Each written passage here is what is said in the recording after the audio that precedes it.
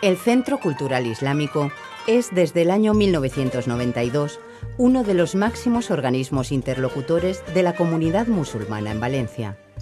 Entre los fines de la asociación se encuentra fomentar el intercambio cultural y el respeto entre la sociedad española y el mundo islámico. Lo que buscamos es la cohesión social, a través del mutuo conocimiento. Eso quiere decir que el trabajo tiene que ser bidireccional. Entonces, lógicamente, tienes que trabajar con la comunidad árabe y con la comunidad musulmana para que entiendan y conozcan la cultura de aquí, las leyes de aquí.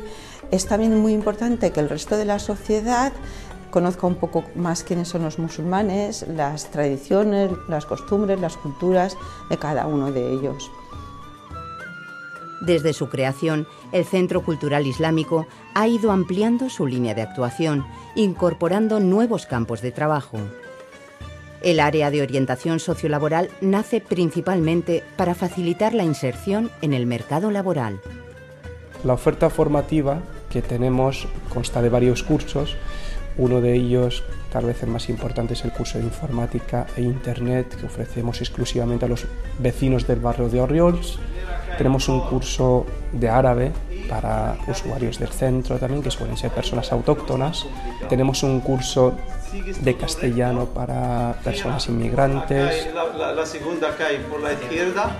Los papás que llegan aquí son inmigrantes y llegarán a lo mejor a ser españoles a través de una nacionalidad, pero los niños, muchos de ellos ya han nacido aquí, ya son españoles, y los que han venido de pequeñitos van a ser seguro españoles, que tienen que llegar a ser ciudadanos de pleno derecho y que eso no implica perder sus raíces, que no es incompatible.